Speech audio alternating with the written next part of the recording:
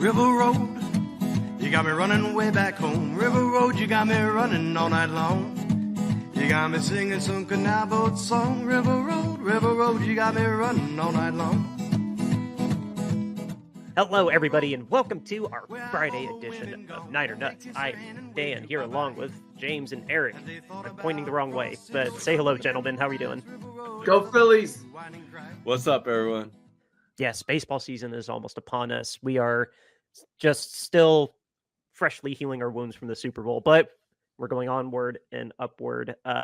Guys, I'll address my tag in a little bit because we are taking next week off, but we'll talk more about that at the end. What we're doing today, we don't have anything betting wise for today's episode. Instead, what we're doing is still taking a preliminary look at our free agent list. If you guys watched us on Wednesday, we talked about the wide receivers, Juwan Jennings and Brandon Ayuk, and then we also talked about the D-line, Brady Gregory and Chase Young. Now, today, we can dive a little bit deeper into other positions. Obviously, there's tons of positions that we can look at. Just glancing at it right now, obviously, we have some need at depth at tight end. We need some depth at linebacker now that we don't know when Dre Greenlaw's coming back. We don't know if we're going to re-sign Gipp to be a strong. Well, I don't know which safety he is, but we don't know if we're going to re-sign Gipp, and we don't know how healthy Hufanga is. So we need safeties. I'll open it to you guys. Which of the many positions we should address first? Like, which ones stand out to either of you guys? Well, I mean, I guess I would go with the safety position then, if you want to open it up with that.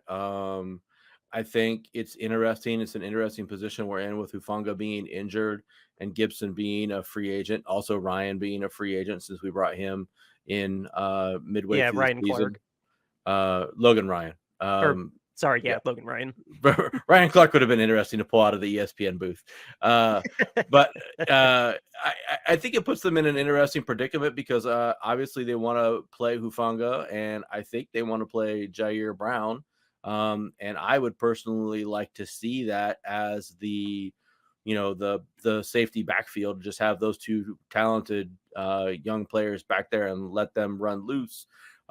We do still have Odom under contract, but he doesn't typically really play much actual safety. He's really just kind of a special teams guru, blazing down there to make tackles from a gunner position. We do have a couple of what appear to be practice squad guys that are safeties as well that could potentially fill that role.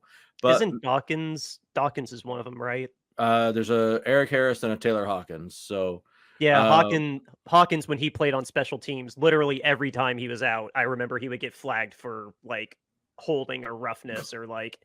So I'm cool if we don't sign him back.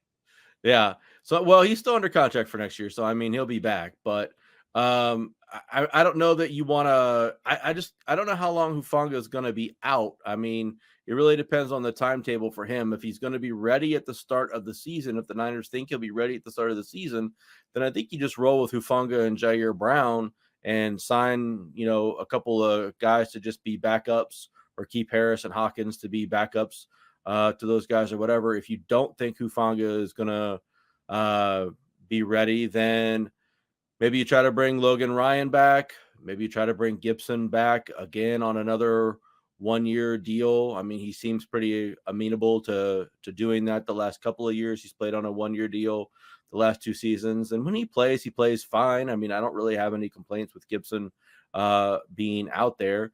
I just don't think that we need to spend any real big money at this particular position. I think probably the only you don't spend money on the back end. Oh boy. Well, no, I mean, I don't think we need to bring in a free agent at a high cost. I think if we're going to spend money at that position, it'll be on Hufanga because he's at a contract year where we can negotiate with him.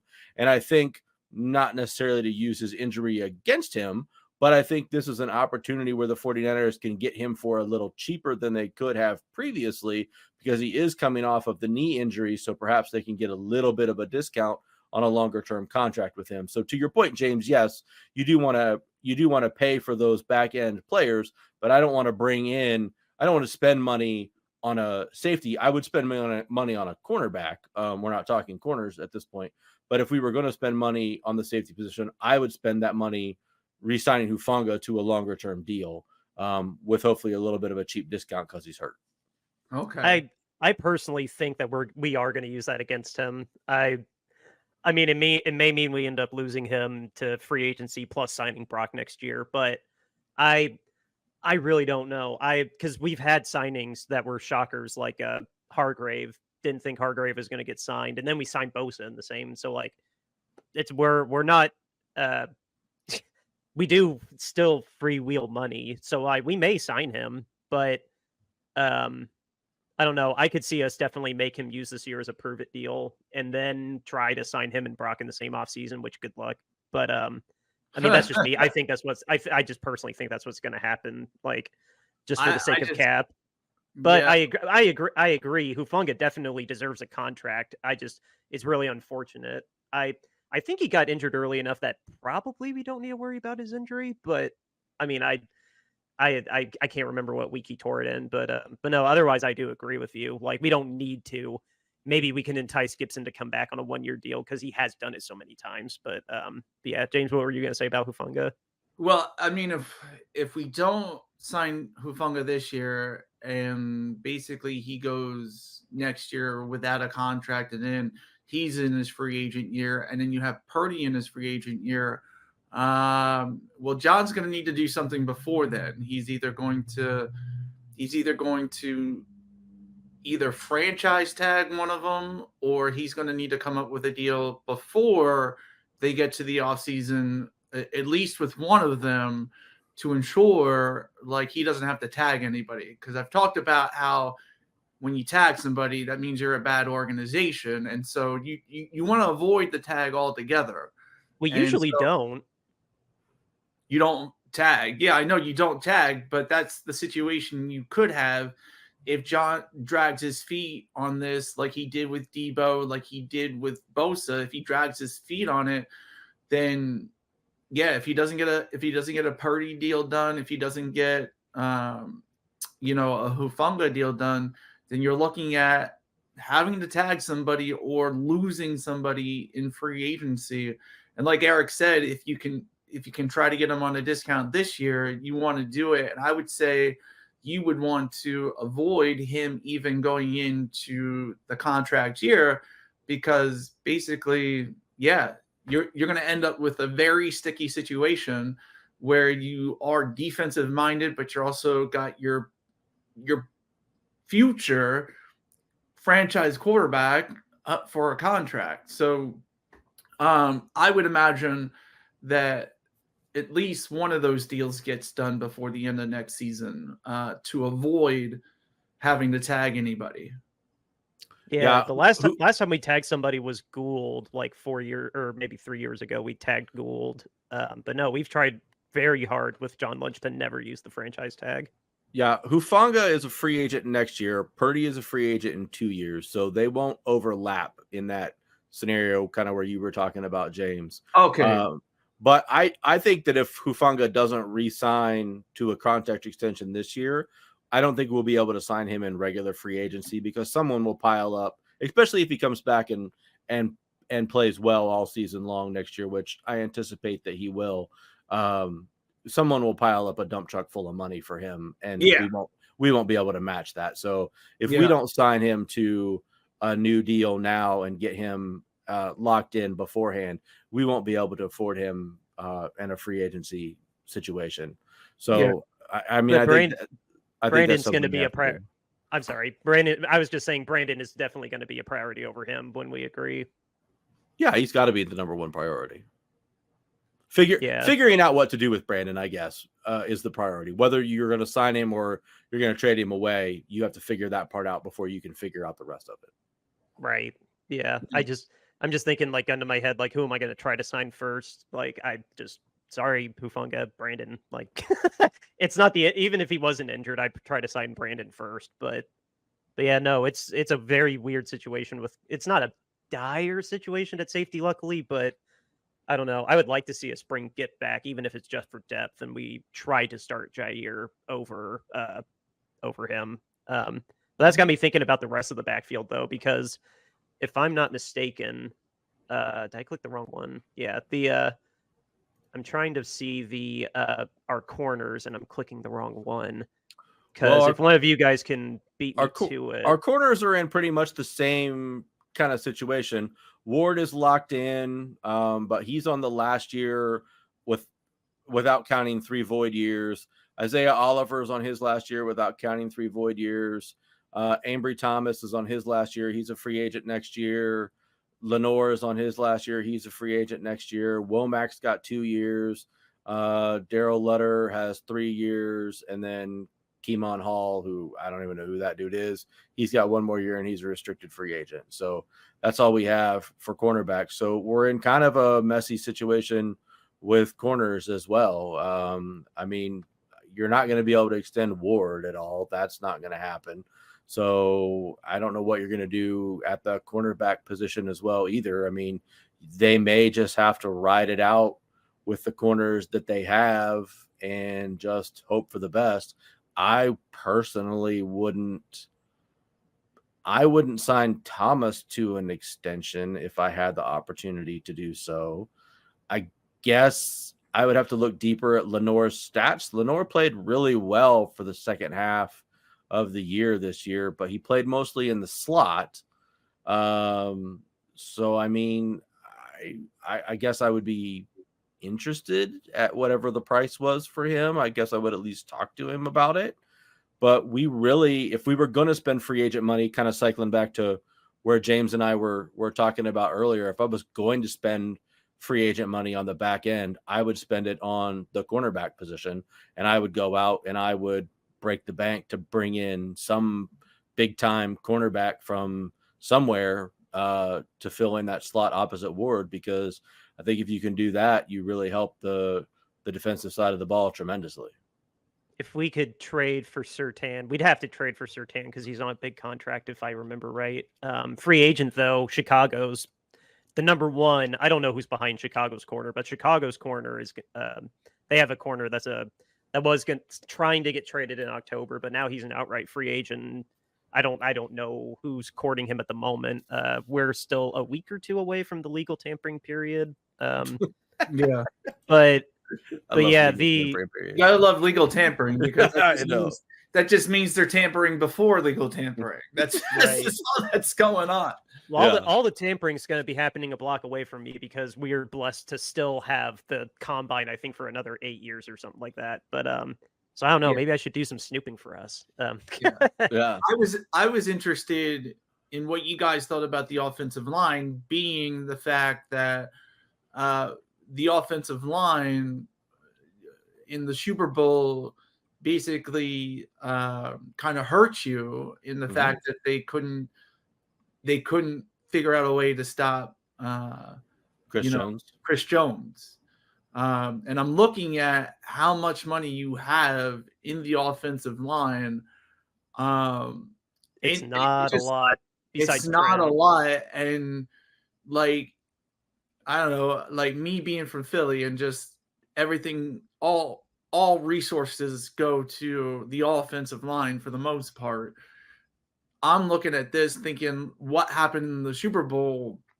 And is John going to go out there and see if he can get, maybe somebody better at the interior of that line, whether it be guard, center, or guard, somewhere around there to maybe, put some experience on the line and, get somebody in there that, is very reputable and can, stop or do a better job at defending someone like Chris Jones. There needs to be competition for Burford. I would love to see us re-sign Feliciano because Feliciano was awesome until he got his arm injury. I don't know what the injury was, but it was in his arm in the Super Bowl. That's why Burford was out there on that last play that he just let Chris Jones just fly past him, and he admitted that he screwed up that play. So no, some competition needs to be there for Burford. Some competition needs to be there for McKivitz, so he doesn't have to rely on chips from Kittle because McKivitz wasn't really cutting it that well either. Like if just one-on-one, but I don't know. I know Feliciano's up there. Feliciano's my age. I think he is 32. Like he's a free agent this year. So yeah, we had him on a 1-year flyer, and he earned every single penny. So I would like to see him come back, but given his age and it was a 1-year deal, I'm not betting on it. But there's got to be some competition for both sides of the right line for sure. I just don't know who. Yeah, I haven't looked at the available free agents that there are for center and guard coming up in the season, but that that is something that needs to be worked out. I think before coming up in this free agent market, coming up in the draft, just getting better there because really we talk about resources and where would you spend money on resources.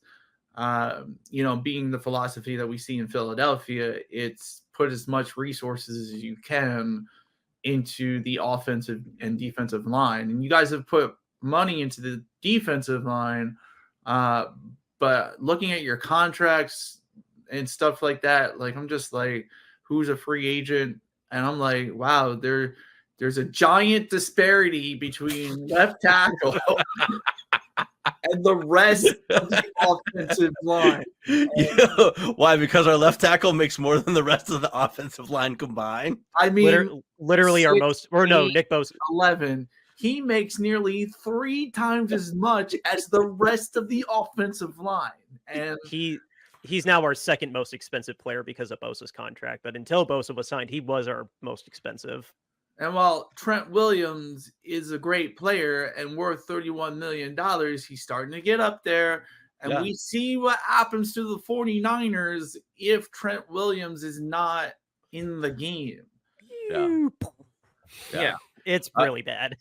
Yeah. You know what? I totally agree with you guys. And I was going to get to this as the next point of whenever we got to there, was that I agree that the offensive line is the next place that they need to spend money at, and I'd like to see them spend money on a right tackle. Totally agree with, I think, Dan, it was you that said that McKivitz needs some competition on that side. Unfortunately, whenever we play teams that have a good defensive end that lines up across from him, we have to keep Kittle in to assist and help block and help chip and things like that. And while Kittle is fantastic at that, don't get me wrong, he does an amazing job. That limits what we can do with Kittle from an offensive perspective. I mean, we've seen numerous games where, you're kind of watching and you're like, man, why isn't Kittle involved? Where's Kittle at? Why aren't we throwing to Kittle? And then, the broadcast will show, the broadcast will show a replay and he's pancaking somebody. And I mean, like, it's great that he's pancaking the crap out of some sort of, defensive lineman or whatever, but I want him out there running routes and getting open and being the big 1,000-yard receiving tight end that, we really signed him up to be. So, when he has to stay in and do all that extra pass blocking, it's really a disadvantage for our team. So I would love to see them bring in somebody out there. And there are a number of offensive linemen that are available this offseason as free agents. So if the 49ers have the ability to spend money, they can certainly go out and get some of those guys. Trent Brown is one of those guys we had in the past. He could theoretically possibly come back and be in that right tackle spot. The problem is that, offensive linemen require a lot of money. They're a valuable commodity. Good offensive linemen are hard to find and they're expensive. And so we're going to have to pay. Yeah, we're going to have to pay. Not in Philadelphia, hard to find, just so you know. They're not hard to find in Philadelphia. So we're going to have to pay a lot of money to get one. And I don't pretend to understand the cap well enough to figure out how they manipulate all that stuff to make it work and to make it go around. But, I like to think that the money is there if they really want someone to be there. Kind of like you pointed out, Dan, we signed Hargrave last year after signing Bosa, and everybody was like, how on earth did you do that? And we somehow pulled it off. So I feel like you can magic the money around somehow if you really want to make it happen. So the Rams and Saints proved you can do it if you're willing to eat a bunch of crap like 3 years later. Yeah, well, as I look at this website that we're looking at and see all the void years that are on these contracts for stuff, I mean, it looks so many. It looks fairly dismal starting in like 2026, to be honest with you. But if that's what they have to do to magic money around to get people in, I'm all for that, because the window of opportunity to win is still right now. We've got this year, and depending on how the free agency signings go this year and who we bring back and stuff, maybe we have one more shot again next year as well.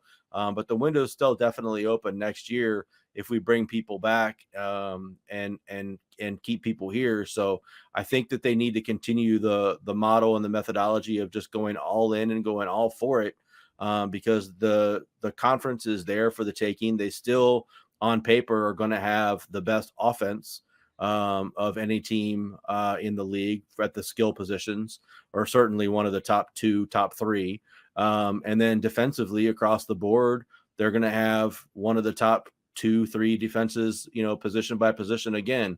So, I mean, you can't really fault them for just spending money and going for it. So I also find it interesting as we look at this, that Trent's on the hook for 31 this year, 34 in 25, and 37 in 26. So we know Big Trent's hanging around for at least 3 more years.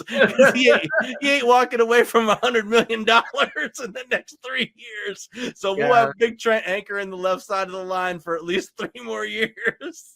Yeah. Oh yeah, I was trying to see. Okay, we've only given him 1 void year. I thought we gave him more voids because no, he apparently doesn't take void years. No, Yeah. that's why I was surprised that he restructured this past off season, because he hadn't restructured up to that point. Like even with Washington, he didn't restructure. But I don't blame him for holding them to the fire with money. Yeah, well, poo on the Commanders and everything that they do. But yeah, I just saw this and I laughed. I was like, oh yeah, Big Trent's definitely going to be around till the end of 2026 season, because he's got $100 million coming to him. That dude ain't going anywhere anytime soon. Any talk of like, is Trent too old? Is he going to retire this season? Let me answer that question for you. Nope. Yeah, I'm pulling it up. What was the total of that contract? 6 years, 138. Yeah, no, he's not. No, he ain't going anywhere until the end of the 2026 season. I don't care if he's got 1 leg. He's going to be out there at that left tackle spot. Yeah. Now I did hear from someone, my brother, we'll call him, that there's a lot of good offensive tackles in the draft this year. And I believe you guys actually have a number 1 pick, a first-round pick this year. And so number 31.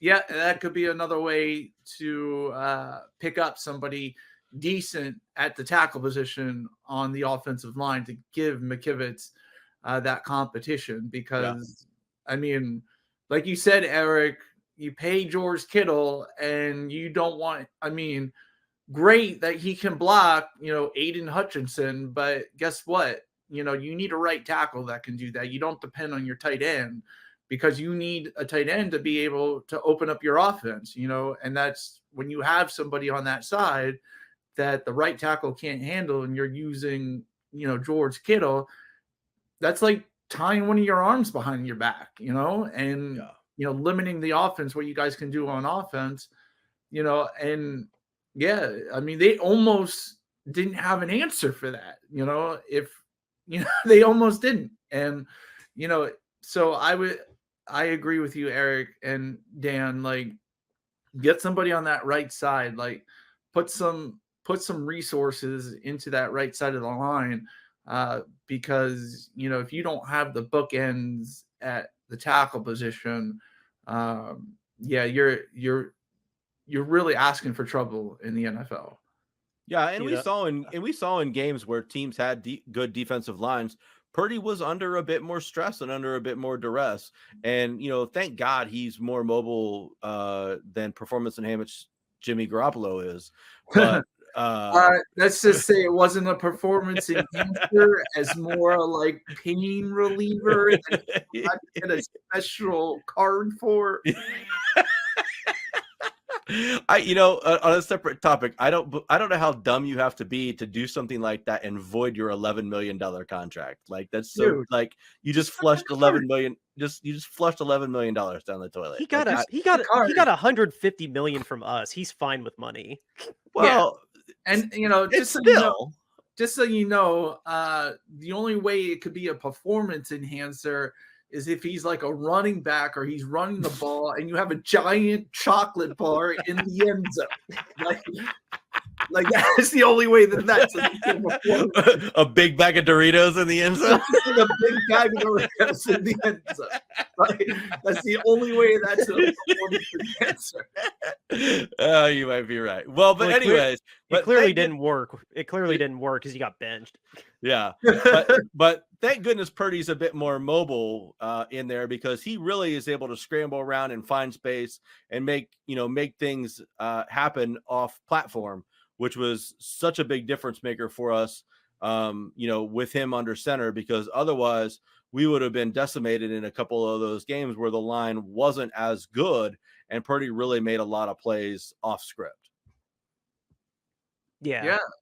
I mean, we saw him struggle against good defenses. So, I mean, that was one of the things. And if he was under pressure, or, he started to make a little bit of those mistakes in those games. And but to Eric's point, it could have been so much worse. Yeah, absolutely. And you look at the Super Bowl, the not having enough good depth at the interior line, basically is what lost you. Don't remind me, James. Don't remind me. It still hurts. Feliciano, it's that depth. I don't know, my opinion on Burford. I was really high on Burford until he got supplanted by Feliciano, and it really showed me a lot. Burford was not as good as I thought he was, because Feliciano was just so not that Burford was bad, but Feliciano was so much better, especially for how old he is. I really hope we can sign him to a 1-year vet minimum, whatever, like $2.5 million it is, or what it ended up being. I love the fact that you're calling him old and he's the same age as you are. My mom laughs when I do that too, like in football terms. Like I've had to explain to her that Tom Brady was literally like a walking skeleton, and like Deshaun Gibson would be like 90 in football years, because he's a bit older than me too. But yeah, no, I don't know. I'll stop gushing about Feliciano. I know we're running short on time. I just do want to ask though, we already have money invested in Greenlaw and Warner. So basically, because we typically only have 2, sometimes 3 linebackers out, it's just time for D Winters to step up, right? We're not expecting to spend extra money in there. I mean, looking at what I'm seeing here on the contract list already, I mean, so one thing that I have heard is that Greenlaw is a candidate to get cut. So I've seen a couple of sites mention that, just because he's on the hook for 9.6, is that they may try to cut him because they need that cap space. Now there's talk that they may attempt to perhaps bring him back at a lower number once they do cut him, but there is some rumor that he's a possible cut candidate. So I would personally hate to see that, but that'd be a shame. If it's a numbers game, that may be what ends up happening. But looking at the chart here, I mean, we've got 3 other guys signed. We've got Beal, we've got Winters, and we've got Graham, all signed at the linebacker position, and they're all signed for multiple years. So I don't really know. We've got another guy, Robinson, signed. So, I mean, we've got a plethora of linebackers who have the easiest job in the world because they never see the field behind Warner and Greenlaw. So, I mean, I don't know why we wouldn't just roll with those guys, especially if Greenlaw does come back. I would just roll with those guys and see what we have there behind Warner and Greenlaw, and just hope that, they're healthy enough and they fill in. I mean, I'm a big believer in that your stars are your stars for a reason, and that your stars have to play, and that, there are some guys that are irreplaceable anyways. And, to me, Warner is one of those irreplaceable guys. And, if he goes down, it really doesn't matter who you have signed behind him. It really doesn't matter who else that you have playing. They're never going to replace him anyways. So I don't really put a lot of stock into who else you have on the bench behind him, because it's just not going to matter. They're not going to fill his shoes. They're not going to be as good. So it's kind of irrelevant. The odds that you're going to have a Drew Bledsoe, Tom Brady situation, pop up with, the position when somebody goes down like that, it's just so rare that I'm of the mindset that when you have these superstars at this position, most of the time, I don't want to spend a bunch of money behind those superstars, because if they go down, they go down, and we're probably just screwed anyways. Right. Like that's why we need to count our lucky stars that Purdy ended up becoming a Pro Bowler and a All Pro. Or no, he wasn't an All Pro, but that's why we need to count our lucky stars. We got Purdy. Yeah. Yeah, I mean, John Lynch should maybe play the lottery with hitting on Brock Purdy with the last pick of the draft. I mean, like, come on, We're like, really good at the draft, round 3 and down, like historically. that's a lucky pick. Come on, like he thought like Fred Warner was 3rd round, Kittle was 5th round. yeah, but those types of positions are normally you can find depth and good players at those particular parts of the round with those players. Nobody's picking a 7th round quarterback to start and lead them to the Super Bowl. Nobody's picking a 7th round quarterback. No, nobody. So that's what I'm saying. It's a lucky pick. If he really thought that Purdy was going to be what he is, he's taking him with a 1st or a 2nd pick. And that's just the truth. Just like Tom Brady, lucky pick. Nobody expected him. You're talking about a guy who couldn't beat out Drew Henson at Michigan, you know, and then all of a sudden he's a 6th round pick and then he becomes what he is. So those are lucky picks. Quarterbacks in the late rounds like that are lucky picks. And right. He got lucky. I do want to devote at least a couple of minutes of this podcast to James's favorite player, Sam Darnold, and get your opinion on whether or not they should bring Darnold back or not, James. Oh, yes, that'd be a perfect tail into this before our sponsor. Yeah, Sam Darnold is an unrestricted free agent. So, yes, thank you for reminding me. James, should we bring him back? Yeah, why not? I mean, come on, man. Not at $5 million. It's your backup quarterback. You need, like, if there's any reason, if there's a position that you need to invest in decently, especially the 49ers with their history of getting injured quarterback, and you're not spending money on the line, like all this stuff, yes, you need a viable backup quarterback. And, you know, I mean, yeah, he goes out in the open market, maybe he doesn't make $5 million, or if he gets $5 million in the open market and John says, we'll pay you 5, like, you need a viable backup. I still believe in Sam Darnold. Just, you know, he honestly didn't look bad in the limited snaps that he had. Like, he really didn't.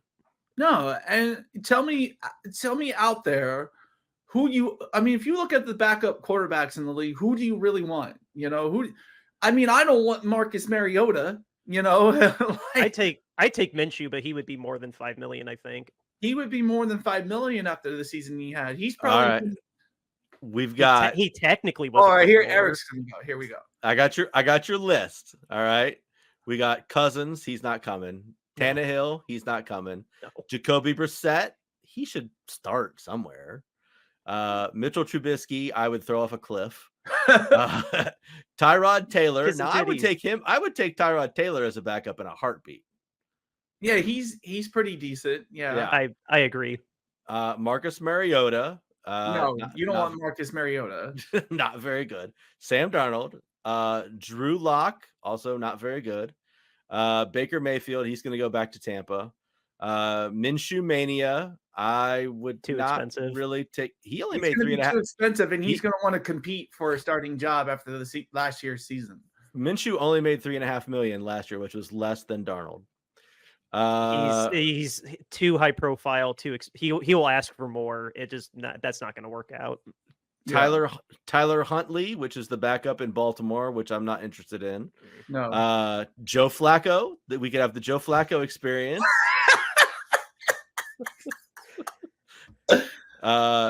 We could bring in James's other favorite quarterback, Joshua Dobbs. Dobbs, bring in Josh. I thought you were going to say Carson Wentz. Josh Dobbs. I'm high on Josh Dobbs. There's Josh Dobbs. Then you've got Easton Stick. Stick, yeah. Which is a great name, not such a great quarterback. Yeah. Nate Sudfeld, who we've already had before and is trash. We did that dance already. Yeah. Blaine Gabbert, also trash. Yeah. Josh Johnson, who I'll also throw off a cliff. Carson Wentz could bring in Carson Wentz. Oh, he plays too much hero ball, dude. No, you don't want him. Brandon Carson Allen. Wentz is Especially if you have a bad line. Yeah. He's a locker cancer too. I don't want him in that culture we have in the locker room. Yeah, No. and now we're getting down into just guys that are so irrelevant that we're down into like Matt Barkley's of the world, and who cares about them? So Take note that you said like 6 quarterbacks between Sam Darnold and Carson Wentz. I just wanted to relish in that for a second. Well, they're ranked by salary, so Carson Wentz only made 1.3 million last year. And he rightfully deserves to make less than that. So, so I mean, to James's point, out of all of these guys on this list, there was only like 2 that I would be entertaining more, or at least the same as Sam Darnold. So, but I mean it's not out of consideration for a year. He's been in the system for the year. You get another year behind you. I'm sure Donald will take a $5 million paycheck, and John, because the thing about it is like offensive line, defensive line, and we see how important a backup quarterback is in today's NFL, and you need a viable backup quarterback. So I want to start a campaign to get Tyrod Taylor. He's a phenomenal leader. He's been voted captain a lot of times. I've never heard that. We've seen he does have a decent ceiling. I mean, he's forever a backup like Fitzpatrick, but he's got a leadership quality that would be perfect for a backup position and like another just source of veteran leadership, because he's been in the league for 12 years now. Yeah, but then you also have, Darnold's younger. And you could probably, fair, yeah. He's probably settled into the fact that he's going to be a backup. He's probably gotten to that point of the career where he's pretty much like, I'm probably going to be a backup. So he's a good guy to have on your roster, because he could be there for a while. You could have him be your backup quarterback for a while. I'm sure he'll take the paycheck, and you got some stability there with that. And I just say keep Darnold. I don't see a reason not to. Yeah, he's not Brock Purdy, but still, Eric ran down the list of it's quarterbacks. It's bleak. And at least we've seen that Darnold can sometimes make an athletic throw, an athletic throw that is comparable to somebody like Josh Allen, to Lamar Jackson, to Jalen Hurts. In a pinch, he probably could play a whole game. Like in a pinch of like a 2 or 3 game stretch, like Purdy pulled his hammy. No, it was a little sample size, but I would think that he could win 2 of those games, if not 3, depending on who they were. But yeah. You're right. Sam did look capable still, and he's only 28. Like this year's his age 29 season, something like that. Like Sam Darnold is 26 years old. He's 26. He'll be 27. Out of here. He'll be 27 by the time the season starts. But was he 19? Was he 6 years? Was he 19 when he was drafted? Jesus Christ. I think he was 20 when he hit the league. Yeah, he was 20 or 21 when he hit the league. So as much as I like to poop on him for just being Sam Darnold and being objectively terrible for most of his career, James, you do make a compelling argument to bring Darnold back. So I guess I don't want to say that I'm fully aboard the Sam Darnold train, but I'm at least looking wistfully at the train as it goes by on the tracks, and I'm like, okay, I guess if that's the train that we got to ride, that's the train that we got to ride. Yeah, and another year in Shanahan's system. And I like that aspect of it, what you brought up there. I like that aspect that it's another year in Shanahan's system.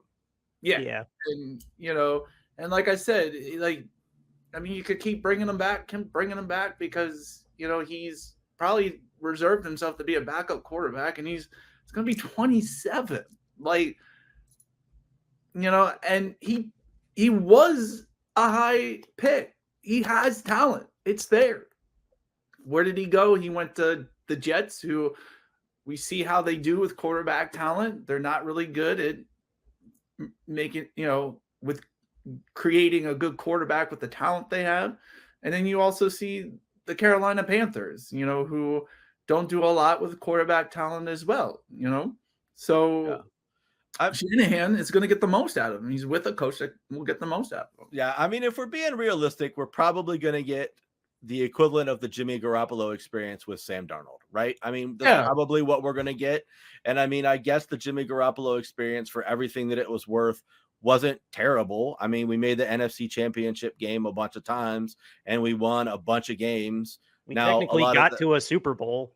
Yeah, right. So, I mean, like, I guess if I had to, I mean, like, it's exhausting because you're like, okay, he's dropping back to throw. Is this one the interception to the linebacker? Is this one the interception to the linebacker? Oh, no, this one was the interception to the linebacker. So, I mean, like, you know it's going to happen at some point in time every time that he throws the ball. It was really interesting, like working myself out of that with Purdy at quarterback through this year. Like every time Purdy would drop back to pass, I was always like, oh no, here it comes. And I'm like, oh, wait, no, he actually threw that to the right person. Okay. But yeah, I guess it would just be the Jimmy Garoppolo experience remixed with Sam Darnold. So I guess it wouldn't be that terrible. Yeah. It would be a pick just way deeper. Yeah.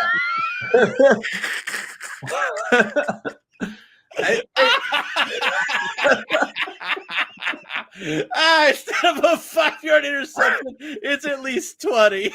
It's not just 10 yards over the middle. Yeah, at least you can change field position. You can change field position with an interception. Just an arm punt. Yeah, just an arm punt.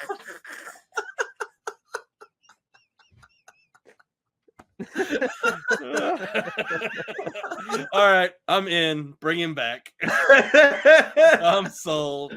Yes. I'm sold. I don't ever want to see him on the field except for doing kneel downs in the fourth quarter, but that's fine. That's fine with me. I think with that, I don't think we could top anything. I don't think we can top anything after that. Like we've covered basically damn near every position anyway. So I think with that, we need to talk about our sponsor that has been with us all last year. Hopefully they'll be with us next year. It is RoyalRetros.com. It's your go-to place to go get yourself an authentic throwback jersey, whether it's football or any other of the major sports, basketball, baseball, hockey. Royal Retros can hook you up. And for us 49ers fans, go check out their Candlestick collection. It's curated with the Bay Area in mind.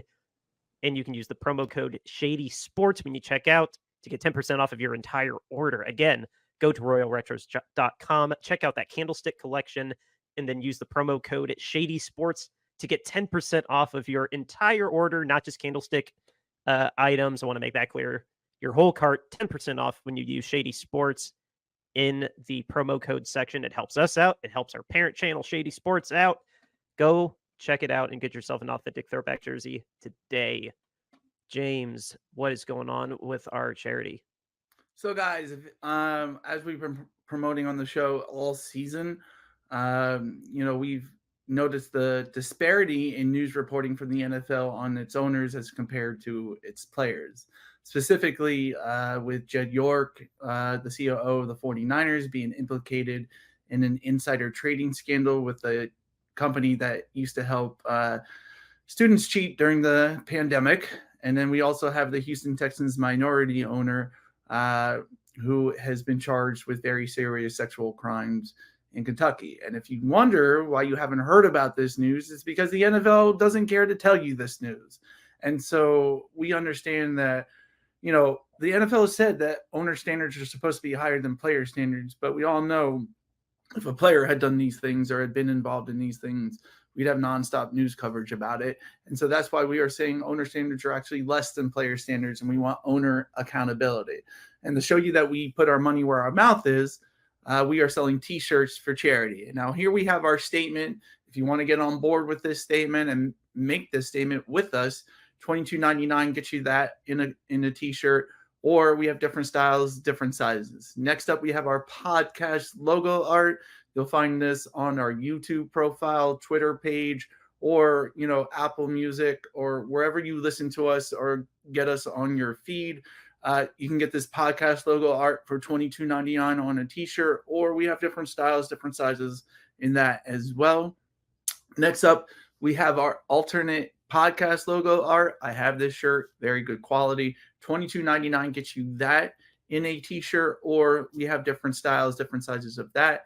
And then finally, our Niner Nuts mascot. How can you say no to a peanut eating peanuts while sitting on the couch cheering on the San Francisco 49ers? Buy a t-shirt, donate to a Kentucky Crisis Center today. All the proceeds go to charity. Google Niner Nuts Apparel /bompire.com. First thing that shows up. Donate to a charity. All the proceeds, we don't take any bit of it. Yeah, no, we don't need any money. We don't want any money from these shirts. We want you to get a cool shirt while you're helping a family in need. All right, so the little news blurb on Instagram, Charvarius Mooney Ward said that he had surgery. He didn't say for what, but based on the name of the hospital that was in the picture, which was kind of odd to me, but there's speculation as to what he got. I mean, I don't know if it's really bad to speculate on air like this, but based on what that place was, it probably could have been hernia, core muscle surgery, groin surgery. Like, I wouldn't be surprised if it was groin personally, because he was on the injury report for groin a handful of times. But whatever he needed repaired, I'm glad it got repaired, and hopefully hopefully his rehab's not that bad. So just shout out to Mooney Ward. Hopefully this was just a minor procedure. I hope we get to hear some cool story that he was playing with like some tear the whole time and he was still an all-pro and a Pro Bowler. Yeah, I mean, that would be pretty surprising. I mean, he was fantastic down the stretch at the end of the season. So, I mean, He was. if he was playing with some sort of an injury and still playing at that high level, like, big shout out to him, because that was impressive as all hell. Yeah. Yeah, 100%. So with that, I'll explain briefly what my tag means. We are starting our off-season schedule. What does that mean? Well, we're not going to be back until the 5th. I almost said 3rd. We're taking next week off, and we will be going bi-weekly, still 3 episodes on the on weeks, but we're going every other week starting on the 5th. So no episodes next week. Give us some time to enjoy the off season and less pressure to write as much. But this is what we did last year and the year before. Just giving you the heads up. That's the only thing that's changing. We do have a special guest eventually coming down the pipeline. I don't want to spoil that because it's not technically locked in, right, James? We're still. It was the charity that we were supposed. It's the charity that we're donating the t-shirts to, or the money from the t-shirts to. We're still working. We were supposed to have them on the show 2 weeks ago, but then due to my health reasons, we couldn't have them on. And then so I reached out to them. So we're just waiting to hear back from them when they want to do the show. So. Cool. Yeah. So no date to spoil there, but that's coming down the pipeline. We have a lot of fun during the off season, figuring out some stuff. Like one time we did a movie review. We've gone out of our way to bring a lot of guests on, like for the draft and then the start of free agency. Just the big thing, like I put in my tag, this is our last episode for a week. And we'll be going on a bi-weekly starting now. So we'll be back on the 5th. Yeah. So until then, guys, anything you want to say before we close out? Outro music, River Road, Justin Youth. Later, y'all. We'll be back on the 5th.